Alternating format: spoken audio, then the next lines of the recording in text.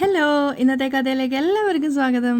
അങ്ങനെ ആദർശും അതുപോലെ തന്നെ ജയനും കൂടെ സംസാരിക്കുന്ന സമയത്ത് ആദർശ് പറയുന്നുണ്ട്, അച്ഛൻ എന്തൊക്കെ പറഞ്ഞാലും ഞങ്ങളുടെ രണ്ടുപേരുടെയും കല്യാണം കഴിഞ്ഞ രീതിയൊക്കെ അച്ഛൻ അറിയാവുന്നതല്ലേ, പൊരുത്തപ്പെടാൻ കുറച്ച് സമയമൊക്കെ എടുക്കും.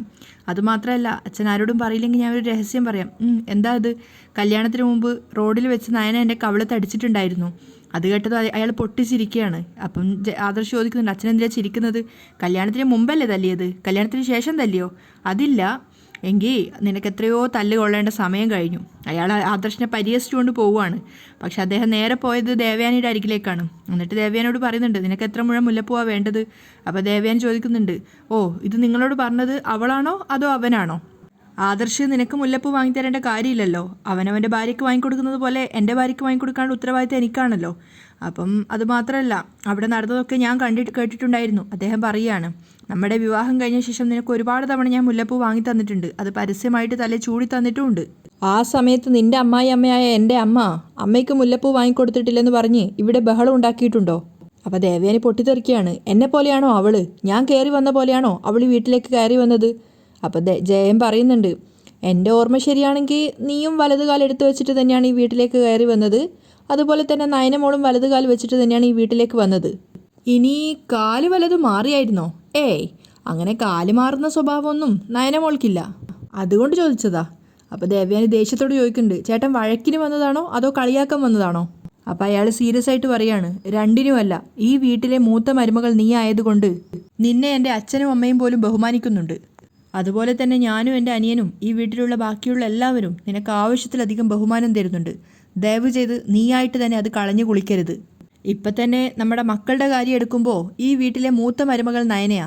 അതായത് ഇനി നമ്മളൊക്കെ ഒരു മുറിയിൽ ഒതുങ്ങാനുള്ള സമയമായി എന്നർത്ഥം. ഇനി അവരാ ഭരിക്കേണ്ടത്. ഈ ലോകത്ത് തലച്ചോറ് മുരടിച്ച് വാർദ്ധക്യം ബാധിച്ചാലും രാജ്യം ഭരിക്കണമെന്ന് ആഗ്രഹിക്കുന്നത് രാഷ്ട്രീയക്കാർ മാത്രമാണ്. അവിടെ യുവാക്കൾക്ക് വലിയ പ്രാധാന്യമൊന്നും കൊടുക്കില്ല. എങ്കിൽ കുടുംബത്തിലെ കാര്യം അങ്ങനെയല്ല. അവിടെ നരകേറി തലച്ചോറ് മരവിച്ചു തുടങ്ങിയ മുതിർന്നവരൊരു പൊടിക്ക് ഒതുങ്ങാൻ നോക്കണം. ആ സമയത്ത് അവർക്ക് ബോധം വരും, മനസ്സെത്തുന്നിടത്ത് കൈ എത്തുന്നില്ല എന്ന്. അത് ഈ കുടുംബത്തിനും ബാധകമാണ്. പിന്നെ അനന്തമൂർത്തി എന്നുള്ള എൻ്റെ അച്ഛൻ ഈ പ്രായത്തിലും കുറച്ചധികം പവർ കാണിച്ചിട്ടുണ്ടെങ്കിൽ അത് അദ്ദേഹത്തിനുള്ള യോഗ്യത കൊണ്ട് തന്നെയാണ്. എന്നിട്ട് പോലും വലിയൊരു രോഗം അച്ഛനെ തേടി വന്നപ്പോൾ അച്ഛൻ്റെ സ്വരം കുറച്ച് താഴ്ന്നു. അതിൽ വിഷമിക്കുന്നവരാ ഞങ്ങൾ മക്കളൊക്കെ. അതിപ്പോൾ ഞാനും അങ്ങനെ തന്നെയാണ്, ദേവയാനി പറയുന്നുണ്ട്. അപ്പോൾ അയാൾ പറയാണ്, അതുതന്നെയാണ് ഞാൻ പറഞ്ഞത്. 50 വയസ്സൊക്കെ കഴിഞ്ഞാൽ രോഗങ്ങളൊക്കെ നമുക്ക് വരും. ആ സമയത്ത് താങ്ങും തണലുമായി നിൽക്കാൻ കേൾപ്പുള്ള മരുമക്കളെയാ നീ ഇപ്പോൾ വേദനിപ്പിച്ചുകൊണ്ടിരിക്കുന്നത്. ഇത്തിരി സ്നേഹം കൊടുത്താൽ ഒത്തിരി കരുതൽ തരുന്നവളാ നമ്മുടെ മരുമകൾ. ആദർശിന് നയനയെ ഇഷ്ടമല്ലായിരുന്നു. അങ്ങനെയുള്ള ആദർശ് ഇപ്പോൾ കുറച്ചെങ്കിലും നയനയെ സ്നേഹിക്കുന്നുണ്ടെങ്കിൽ അതിന് കാരണം അവളുടെ സ്വഭാവമാണ്. അപ്പോൾ ദേവയാനി ദേഷ്യത്തോടെ പറയാണ്, ഇങ്ങനെ പറഞ്ഞാ അവൾ അഹങ്കാരിയായത്. അപ്പോൾ അയാൾ ചോദിക്കുന്നുണ്ട്, അവൾക്ക് എന്ത് അഹങ്കാരം ഉണ്ടെന്നാ നീ പറയുന്നത്? അങ്ങനെയെങ്കിൽ നയന അവളുടെ വീട്ടിൽ പോയി നിന്നതല്ലേ, എന്തിനാ ആദർശ് പിന്നാലെ പോയി അവളെ വിളിച്ചുകൊണ്ട് വന്നത്? അപ്പോൾ ദേവയാനി പറയുന്നുണ്ട്, അത് പിന്നെ ജയേട്ടനും അച്ഛനും അമ്മയൊക്കെ അവളെ തിരിച്ചു വിളിച്ചുകൊണ്ട് വരാൻ മുറവിളി കൂട്ടുകയല്ലായിരുന്നോ? ഒരിക്കലുമില്ല. ഞങ്ങൾ ആരും ആദർശിനോട് അവളെ വിളിക്കാൻ പറഞ്ഞിട്ടുണ്ടായിരുന്നില്ല. അവൻ സോമനസാലയാ പോയത്. എന്നിട്ട് അവൻ പറയുന്നത് അവൻ്റെ മുത്തശ്ശൻ പറഞ്ഞിട്ടാണെന്നാണല്ലോ. അപ്പം ജയൻ ചിരിച്ചുകൊണ്ട് പറയാണ്, അത് രക്ഷപ്പെടാൻ വേണ്ടി അവൻ പറയുന്നതാ. സത്യം പറയാലോ, തനിക്ക് പ്രാക്ക് കിട്ടുവടോ. മിക്ക വീട്ടിലുള്ള പ്രശ്നമാണ് ഇത്. അതും ഒറ്റ മോനുള്ള അമ്മമാരുടെ പ്രശ്നം. ഒന്നേ ഉള്ളൂ എന്ന് വിചാരിച്ച് തലയിൽ വെച്ച് വളർത്തും. പിന്നെ മുതിർന്ന് കല്യാണം കഴിഞ്ഞാലും അവരെ ആർക്കും വിട്ടുകൊടുക്കില്ല, പ്രത്യേകിച്ചും മരുമകൾക്ക്. താൻ റെഡിയാണെങ്കിൽ നമുക്ക് പോയി ഒന്ന് സൈക്കാട്രിസ്റ്റിനെ കാണാം. എന്തിന്? ദേവയാനി ചോദിക്കുന്നുണ്ട്. തനിക്ക് ചെറിയ കുഴപ്പങ്ങളുണ്ട്. ഓ, അപ്പോൾ ഇനി എന്നെ മെൻ്റലാക്കാനുള്ള പരിപാടിയാണല്ലേ? അപ്പം അയാൾ പറയുന്നുണ്ട്, എൻ്റെ ദേവയാനി, കല്യാണം കഴിക്കുന്നതിന് മുമ്പും കല്യാണം കഴിച്ചതിന് ശേഷവും ഇടയ്ക്കിടയ്ക്കൊരു സൈക്കാട്രിസ്റ്റിനെ കാണുന്നത് നല്ലതാ. മനസ്സൊന്ന് ശുദ്ധമാവാൻ ഉപകരിക്കും. മെൻ്റൽ പേഷ്യൻസ് മാത്രമല്ല സൈക്കാട്രിസ്റ്റിനെ കാണാൻ പോകുന്നത്. മനസ്സ് ശരിയല്ലാതെ വരുമ്പോൾ അതിനൊരു കടിഞ്ഞാണിടാൻ, അത് നിയന്ത്രിക്കാൻ അതിനൊരു സേവനം ആവശ്യമാണ്. ഇതിപ്പോൾ നമ്മൾ ഒരുമിച്ചാണ് പോകുന്നത്. ഇനി എനിക്കാണ് പ്രശ്നമെങ്കിൽ അതും തീരട്ടെ എന്ന് കരുതിയാണ് ഞാനിങ്ങനെ പറയുന്നത്. അപ്പോൾ ദേവയാനി പറയുന്നുണ്ട്, എന്നാലേ എനിക്കൊരു പ്രശ്നവും ഇല്ല. ഇനി എന്തെങ്കിലും ഉണ്ടെങ്കിൽ തന്നെ അതിന് കാരണം നമ്മുടെ മരുമകളാ. അവൾ കാരണം നമ്മുടെ മോൻ എന്നെ പലയിടത്തും അവഗണിക്കുക. അതെനിക്ക് മാനസിക പ്രശ്നം തന്നെയാ. അത് പരിഹരിക്കാൻ ഒരു ഡോക്ടറിനും കഴിയില്ല എന്ന് പറഞ്ഞുകൊണ്ട് ദേവയാനി ദേഷ്യത്തോടെ അവിടുന്ന് പോവുകയാണ്. ആ സമയത്ത് ജയന് തോന്നുന്നുണ്ട് ഇതൊരു വലിയ പ്രശ്നമായിട്ട് മാറുന്നുള്ളത്. നയന മുറിയിലേക്ക് വരുന്ന സമയത്ത് ആദർശ് അവിടെ ഇരുന്ന് ഫോണിൽ നോക്കുകയാണ്. അവൻ പറയുന്നുണ്ട്, ഞാനിന്ന് ലീവാ. അതെന്തു പറ്റി? ഒരുപാട് സാലറി ഒക്കെ കൊടുത്തിട്ടല്ലേ സ്റ്റാഫ്സിന് വെച്ചിരിക്കുന്നത്. അപ്പോൾ പിന്നെ ഇടയ്ക്കിടയ്ക്ക് ഞാൻ ലീവ് എടുക്കുന്നതുകൊണ്ട് കുഴപ്പമില്ലല്ലോ. നേരെ ചോദിക്കുന്നുണ്ട്, അങ്ങനെ ലീവ് എടുക്കുന്ന ആളല്ലല്ലോ. അപ്പം ആദർശ് പറയാണ്, ഇനിയും അനിയുടെ കല്യാണം വിളിക്കാൻ ഒരുപാട് സ്ഥലങ്ങളിൽ പോകാനുണ്ട്, നമ്മൾ രണ്ടുപേരും കൂടിയാണ് പോകുന്നത്. അപ്പോൾ അത് കേട്ടപ്പോൾ ഞാനൊക്കെ എന്നെ അതിശയാവാണ്. നമ്മൾ ഒരുമിച്ചോ? ആ അതെ, കല്യാണം കഴിഞ്ഞതിന് ശേഷം ഒരു ബന്ധുവീട്ടുകളിലും നമ്മൾ ഒരുമിച്ച് പോയിട്ടില്ല. അവരൊക്കെ കല്യാണത്തിൻ്റെ അന്ന് നിന്നെ കണ്ടതാ, പിന്നെ കണ്ടിട്ടേ ഇല്ല. പലരും പരാതിയൊക്കെ പറയുന്നുണ്ട്, അതുകൊണ്ട് അതൊക്കെ ഒന്ന് തീർക്കണം. അപ്പോൾ ഭാര്യയെ പുറത്ത് കാണിക്കാൻ തുടങ്ങിയല്ലേ? നയന കളിയാക്കുകയാണ്. പലർക്കും അറിയാം എൻ്റെ കല്യാണം കഴിഞ്ഞു എന്ന്. അപ്പോൾ അവരെയൊക്കെ ഒന്ന് അറിയിക്കണ്ടേ എൻ്റെ ഭാര്യ ഇപ്പോഴും എൻ്റെ കൂടെ തന്നെ ഉണ്ടെന്ന്. ഓ, അപ്പോൾ അതിനു വേണ്ടിയാണ് കൂട്ടിക്കൊണ്ടു പോകുന്നു അല്ലേ? ദേ, വെറുതെ തർക്കിച്ച് നിൽക്കാതെ നീ എൻ്റെ ഒപ്പം വരുന്നുണ്ടെങ്കിൽ ഡ്രസ്സ് മാറ്റാൻ നോക്ക്. അപ്പോൾ പ്രണയത്തോടെയും സ്നേഹത്തോടെയും സന്തോഷത്തോടെയും കൂടി നയന പറയുന്നുണ്ട്, ഇതൊക്കെ ഞാൻ എൻ്റെ ജീവിതത്തിൽ ഒരുപാട് ആഗ്രഹിച്ച കാര്യങ്ങളാണ്. നമ്മുടെ രണ്ടുപേരുടെയും ബന്ധുവീട്ടിലൊക്കെ ആദർശേട്ടൻ്റെ കൂടെ പോകണം എന്നുള്ളത് ഒന്നിനും കഴിഞ്ഞിട്ടുണ്ടായിരുന്നില്ല. ഇപ്പോഴാണ് അതിനൊക്കെ സമയമായതെന്ന് തോന്നുന്നു. അനിയൻ്റെ കല്യാണം വേണ്ടി വന്നു, ഏട്ടനൊരു ഭാര്യ ഉണ്ടെന്ന് മറ്റുള്ളവരറിയാൻ അല്ലേ? ആ, അതും ഒരു കാരണമാണ്. പിന്നെ അനാമിക വരുമ്പോൾ ഇവിടെ നമ്മൾ രണ്ടുപേരും തമ്മിലൊരു പൊരുത്തക്കേടുണ്ടെന്ന് അറിയുന്നത് മോശമല്ലേ? നീയേ പെട്ടെന്ന് റെഡിയാവും, നമുക്ക് പോവാം. അപ്പം നയന പറയുന്നുണ്ട്, ബന്ധുവീട്ടിൽ പോവുമല്ലേ, എനിക്കൊരു സാരി സെലക്ട് ചെയ്ത് തരുമോ? നീ വലിയ ഡിസൈനർ അല്ലേ, എന്നിട്ട് സാരി സെലക്ട് ചെയ്യാൻ അറിയില്ലേ? അപ്പോൾ നയന പറയുന്നുണ്ട്, ഞാൻ മറ്റുള്ളവർക്കൊക്കെ സെലക്ട് ചെയ്ത് കൊടുക്കും, പക്ഷേ എൻ്റെ കാര്യത്തും എനിക്കൊരു ടെൻഷനാണ്. പക്ഷേ ആദർശമായിട്ട് സെലക്ട് ചെയ്തെന്നാൽ എനിക്ക് ഭയങ്കര ഇഷ്ടമാവുന്നു. അപ്പോൾ ആദർശ് പറയുകയാണെങ്കിൽ പിന്നെ എനിക്കുള്ളത് നീയും സെലക്ട് ചെയ്തോ. അങ്ങനെ രണ്ടുപേരും അലമാര തുറന്നിട്ട് ആദർശിന് നയന ഒരു ബ്ലാക്ക് കളർ ഷർട്ടാണ് എടുത്തു കൊടുക്കുന്നത്. അപ്പോൾ ആദർശ് സ്നേഹത്തോട് പറയുന്നുണ്ട്, എനിക്ക് എൻ്റെ അമ്മ വാങ്ങി തന്നതാണ്, മകൻ്റെ ഇഷ്ടം അറിയിട്ടാണല്ലോ അമ്മ വാങ്ങിത്തരിക എന്നൊക്കെ നയന അമ്മയെ പുകഴ്ത്തുന്നുണ്ട്. അതിനുശേഷം ആദർശ് നയനക്ക് ഒരു സാരി എടുത്ത് കൊടുക്കുകയാണ്. അപ്പോൾ നയന ആദർശോട് പുറത്തിറങ്ങി നിൽക്കാൻ വന്നിട്ട് സാരി മാറ്റുന്നുണ്ട്. അതിനുശേഷം രണ്ടുപേരും കൂടെ കല്യാണം വിളിക്കാൻ വേണ്ടിയിട്ട് പോവാണ്. കാറിൽ യാത്ര പോകവേ ആദർശ് ചോദിക്കുന്നുണ്ട്, നിനക്ക് നിൻ്റെ ഫ്രണ്ട്സിനെ ആരെങ്കിലും വിളിക്കാനുണ്ടോ എന്ന് വെച്ചാൽ? അല്ല, അവരെ ആരെങ്കിലും കല്യാണം വിളിക്കാനുണ്ടോ എന്ന്. എൻ്റെ ഫ്രണ്ട്സിനെയൊക്കെ എന്തിനാണ് കല്യാണം വിളിക്കുന്നത് എന്ന് വെച്ചാൽ അനന്തപുരി തറവാട്ടിലെ അവസാന ആൺകുട്ടിയുടെ കല്യാണമാണിത്. അങ്ങനെയുള്ളപ്പോൾ ഇത് എല്ലാവരെയും വിളിക്കണം, വലിയൊരു ആഘോഷമാക്കണം. എൻ്റെ കല്യാണം പോലെയല്ല, എൻ്റെ മുത്തശ്ശൻ്റെ അന്തസ്സിനും പ്രൗഢിക്കും അതുപോലെ തറവാടിൻ്റെ പേരൊക്കെ നിലനിർത്തുന്ന ഒരു കല്യാണമായിരിക്കണം ഇത്. നിനക്കറിയോ, എൻ്റെ ജീവിതത്തിൽ ഏറ്റവും കൂടുതൽ വാത്സല്യത്തോടെ ഞാൻ സ്നേഹിക്കുന്ന ഒരാളാണ് അനി. അവനും ഞാനും തമ്മിൽ 5 വയസ്സിൻ്റെ വ്യത്യാസമുണ്ട്. അവനെ ഞാൻ ഒരുപാട് എടുത്തോണ്ട് നടന്നിട്ടുണ്ട്. അവനെ പഠിപ്പിക്കുന്നതും സ്കൂളിൽ കൊണ്ടുപോകുന്നതും എടുത്തോണ്ട് നടന്നതും ഒക്കെ ഞാനാ. അപ്പം ഞാൻ എന്നെ ചോദിക്കുന്നുണ്ട്, അനിയോട് വലിയ സ്നേഹമാണല്ലേ? അതിൻ്റെ ഇരട്ടി സ്നേഹ അവന് തിരിച്ച് എന്നോട്. ജീവിതത്തിൽ ഇതുപോലൊരു ഏട്ടനെ കിട്ടാൻ പുണ്യം ചെയ്യണമെന്ന് അവൻ എന്നോട് പറഞ്ഞിട്ടുണ്ട്. അപ്പം നയന പറയാണ്, സാധാരണ വീടുകളിൽ അനിയനും ഏട്ടനും തമ്മിൽ എപ്പോഴും അടിയും വഴക്കൊക്കെ ആയിരിക്കും. അങ്ങനെ ഒരു സംഭവം ഞങ്ങൾക്കിടയിൽ ഉണ്ടായിട്ടേ ഇല്ല. പക്ഷേ എന്നാൽ അതിൻ്റെ നേരെ ഓപ്പോസിറ്റാണ് അബി. അവനാണെങ്കിൽ കുഞ്ഞുനാളിലെ കുറേ കള്ളത്തരങ്ങളും ഒക്കെ പറയുന്നൊരു കൂട്ടത്തിലാണ്. അതുകൊണ്ട് തന്നെ അവനെപ്പോലൊരു ഫ്രോഡായ അനിയനെ ആർക്കും കൊടുക്കരുത് എന്നാണ് എൻ്റെ പ്രാർത്ഥന. അതുകൊണ്ട് തന്നെ ഞങ്ങളെ രണ്ടുപേരെയും പോലെ അല്ലാതെ അനിക്ക് നല്ലൊരു ബന്ധം കിട്ടണമെന്നാണ് എൻ്റെ ആഗ്രഹം. അനിക്ക് മറ്റൊരാളെ ഇഷ്ടമാണെന്ന് പറഞ്ഞു. ഇനിയിപ്പോൾ അത് ആരാണെങ്കിലും അവരെ തന്നെ കിട്ടണമെന്ന് ഞാൻ പറയുള്ളൂ. അത് കേട്ടപ്പോൾ ഞാനൊന്ന് ഞെട്ടുകയാണ്. കാരണം അവൻ്റെ ഇഷ്ടമാണ് എൻ്റെ സന്തോഷം. ആദർശ് അങ്ങനെയൊക്കെ പറയുമ്പോഴും നയനയുടെ ഉള്ളിങ്ങനെ വിങ്ങുകയാണ്. അവൾ ചോദിക്കുന്നുണ്ട്, ആദർശേട്ടന് ഒരിക്കലും പൊരുത്തപ്പെടാൻ പറ്റാത്ത ഒരാളാണെങ്കിലും. അപ്പോൾ ആദർശ് പറയുന്നുണ്ട്, അതിനെന്താ, 100% ഉറപ്പായിട്ടും ഞാൻ അങ്ങനെയേ പറയുള്ളൂ. എനിക്ക് പലപ്പോഴും തോന്നിയിട്ടുണ്ട് അവൻ്റെ മനസ്സിലാരോ ഉണ്ടെന്ന്. നീയും പലപ്പോഴും പറഞ്ഞിട്ടുണ്ടല്ലോ അവനെന്തൊക്കെയോ ടെൻഷനുണ്ട്, അവൻ്റെ മനസ്സിലാരോ ഉണ്ട് എന്നൊക്കെ, അവന് അനാമികയുമായിട്ടുള്ള ബന്ധം ഇഷ്ടമല്ല എന്നൊക്കെ.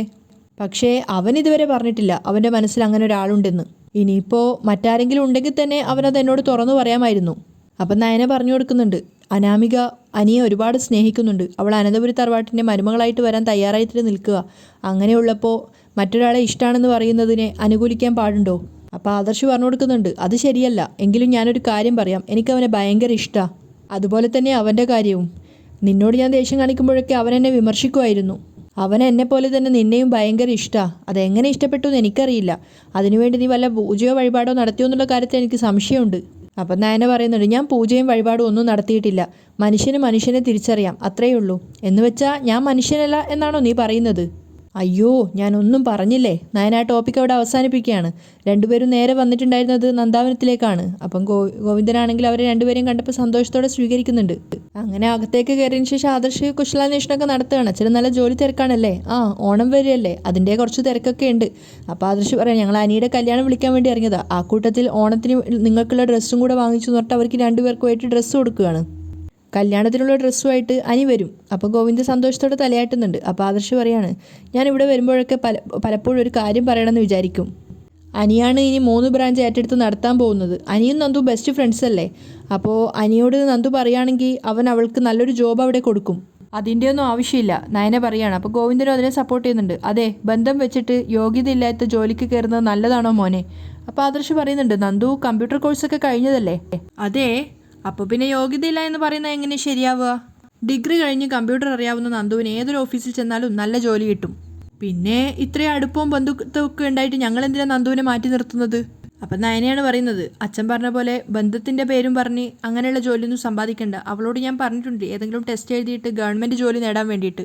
അപ്പോൾ ആദർശ് പറയാണ്, മൂർത്തീസ് ജ്വല്ലറിയിലെ ജോലി സർക്കാർ ജോലിയേക്കാളും നല്ലതാണെന്നാണ് ഞങ്ങളുടെ സ്റ്റാഫ്സൊക്കെ പറയുന്നത്. നിനക്ക് പവിത്രയുടെ കാര്യം തന്നെ അറിയാലോ. ഡിസൈൻസിൽ നിന്നേക്കാളും എത്രയോ താഴെയാണ് അവൾ. എന്നിട്ടും എത്ര രൂപ ശമ്പളം വാങ്ങിയിട്ട് അവൾ ആ പോസ്റ്റിൽ ഇരിക്കുന്നതെന്ന് അറിയോ?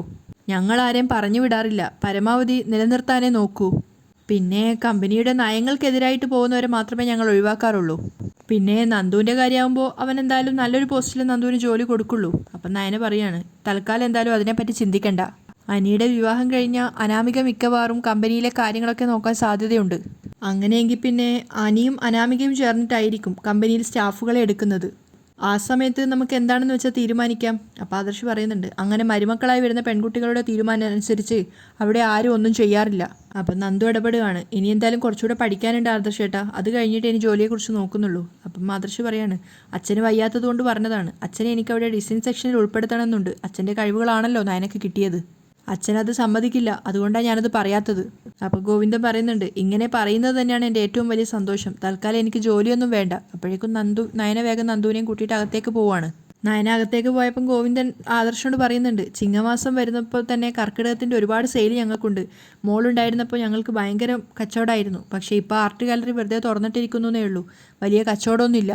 നയനയെ കുറച്ച് ദിവസം ഇവിടെ നിർത്തണോ? ആദർശ് ചോദിക്കുകയാണ്. അയ്യോ വേണ്ട മോനെ, അന്ന് മോൾ ഇവിടെ വന്ന് നിന്നപ്പോൾ തന്നെ മോൻ്റെ കാര്യം വളരെ കഷ്ടത്തിലാണെന്നാണ് കനക വിളിച്ചപ്പോൾ പറഞ്ഞത്. പിന്നെ നിങ്ങൾക്ക് രണ്ടാൾക്കും ഓണത്തിന് ഇവിടേക്ക് വരാൻ പറ്റിയില്ലെങ്കിലും അവിട്ടത്തിനോ ചതയത്തിനോ വന്ന് ഒരു ദിവസം ഇവിടെ നിന്നാൽ കൊള്ളാമെന്ന് ആഗ്രഹമുണ്ട്. കല്യാണം കഴിഞ്ഞ ശേഷം ശരിക്ക് പറഞ്ഞ ഇത് രണ്ടാമത്തെ ഓണാ. അപ്പം നിങ്ങൾ രണ്ടുപേരും മാത്രമല്ല, ശരിക്ക് പറഞ്ഞ കയ്യിലൊരു കുഞ്ഞുകൂടി വേണ്ടതാ. എല്ലാത്തിനും അതിൻ്റെതായ സമയമുണ്ടല്ലോ അച്ഛാ. അച്ഛൻ്റെ ജോലി നടക്കട്ടെ, ഞാനിവിടെ ഇരിക്കാം. അപ്പോൾ അയാൾ പറയുന്നുണ്ട്, ഏയ് അത് വേണ്ട മോനെ, ഇനി നിങ്ങൾ പോയിട്ട് ഞാൻ ബാക്കി ജോലി ചെയ്യുന്നുള്ളൂ. അത് കഴിഞ്ഞ് ആദർശനെ അയാൾ അകത്തേക്ക് കൂട്ടിക്കൊണ്ടു പോവാണ്. അകത്തെത്തിയപ്പോൾ തന്നെ നന്ദു നയനയോട് പറയുന്നുണ്ട്, ഞാനെല്ലാം എൻ്റെ മനസ്സിൽ നിന്ന് കളഞ്ഞു ചേച്ചി. ഇനിയിപ്പോൾ എൻ്റെ ഭാഗത്തു നിന്ന് തെറ്റൊന്നും ഉണ്ടാവില്ല. പാവം അനിയിപ്പോൾ നല്ല സങ്കടത്തിലാ. എന്ന് മാത്രമല്ല, ഞാൻ അവനെ വിമർശിച്ചതുകൊണ്ട് എൻ്റെ മുഖത്ത് നോക്കാനും അവനിപ്പോൾ നല്ല വിഷമമുണ്ട്. അപ്പം തന്നെ നന്ദു പറയുന്നുണ്ട്, അനിയുടെ സ്വഭാവം നല്ലതായതുകൊണ്ടാണ് അങ്ങനെ ഒരു അടുപ്പമുണ്ടായത്. ഞങ്ങൾ രണ്ടുപേരും അത് പരസ്പരം തുറന്നു പറയാതെ സ്നേഹിക്കുകയായിരുന്നു. എപ്പോഴാണ് അങ്ങനെ ഒരു ഇഷ്ടം ഉണ്ടായതെന്ന് അറിയില്ല ചേച്ചി. അപ്പം നയന വേഗം സമാധാനിപ്പിക്കുകയാണ്. എന്തായാലും നടന്നു. ഇനി ഈ കല്യാണത്തിൻ്റെ 2 ദിവസം മുന്നേ മോൾ അങ്ങോട്ടേക്ക് വരണം. പിന്നെ അവിടെ വന്നു കഴിഞ്ഞാൽ വിഷമിച്ച് മാറി നിൽക്കാതെ എല്ലാവരുമായിട്ട് സഹകരിക്കണം. ഉള്ളിലുള്ള വിഷമമൊക്കെ സാവധാനം മാറിക്കോളും. ഇനിയിപ്പോൾ ആദർശേട്ടനോ അനിയോ ജോലി ഓഫർ ചെയ്താലും നീ ഇത് സ്വീകരിക്കേണ്ട. ഇനി അനിയുമായിട്ട് കാണാനുള്ള അവസരം ഇല്ലാതിരിക്കുന്നതല്ലേ നല്ലത്. അല്ലെങ്കിൽ തന്നെ അനാമികയ്ക്ക് നിന്നെ വലിയ സംശയമാണ്. ഇനിയിപ്പോൾ അനിയെങ്ങാനും വിളിച്ച് ജോലി തന്നാൽ അത് അവരുടെ കുടുംബജീവിതത്തെ ബാധിക്കും. അപ്പം നന്ദു തിരിച്ചു ചോദിക്കുകയാണ്, വളരെ സന്തോഷത്തോടെയാണല്ലോ ആദർശേട്ടൻ ചേച്ചിയും കൂട്ടി വന്നത്. എന്നിട്ട് ഇപ്പോഴും നിങ്ങൾ ബെഡ്റൂമിൽ 2ആയിട്ടാണോ കഴിയുന്നത്? അപ്പോൾ നയന സങ്കടത്തോട് പറയുകയാണ്, ഇപ്പോൾ കുറച്ച് മാറ്റങ്ങളൊക്കെ ഉണ്ട്, അത് ഞാൻ അംഗീകരിക്കുകയാണ്. പക്ഷേ എല്ലാവരും പറയുന്നത് ഞങ്ങളുടെ ഒരു കുഞ്ഞിനെ ലാളിക്കണമെന്നാണ്. അതിപ്പോൾ അടുത്തൊന്നും നടക്കുമെന്ന് തോന്നുന്നില്ല മോളെ. അപ്പം നന്ദു പറയാണ്, ആദർശേട്ടൻ നല്ലവനാ, അഭിയെ പോലെയല്ല. അതുകൊണ്ട് പരമാവധി സ്നേഹിക്കണം. ഒരിക്കലും ചേച്ചിക്ക് ഇങ്ങോട്ടേക്ക് തിരിച്ചു വരേണ്ട അവസ്ഥ ഉണ്ടാവരുത്. അതൊക്കെ ദൈവനിശ്ചയല്ലേ മോളെ. എന്തായാലും അനന്തപുരിയിലേക്ക് അർഹതയുള്ളൊരു മരുമകൾ വരുന്നതിൻ്റെ ത്രില്ലില്ല എൻ്റെ അമ്മായിയമ്മ. ഞങ്ങളെ അവിടുത്തെ മരുമക്കളായി കണ്ടിട്ടില്ലല്ലോ. അപ്പം നന്ദു പറയുന്നുണ്ട്, എന്തൊക്കെ പറഞ്ഞാലും അവിടുത്തെ മുത്തശ്ശിക്കും മുത്തശ്ശനും ചേച്ചിയെ വളരെ ഇഷ്ടമാണ്. അതുകൊണ്ടൊന്നും കാര്യമില്ലല്ലോ മോളെ. അവരൊക്കെ എത്ര കാലം കൂടെ കാണും. അതിനിടയിൽ മറ്റുള്ളവരുടെ സ്വഭാവം മാറിയില്ലെങ്കിൽ പിടിച്ചു നിൽക്കാൻ പറ്റില്ല. ഏതായാലും നീ ടെസ്റ്റൊക്കെ എഴുതി ഒരു ജോലി സമ്പാദിക്കണം.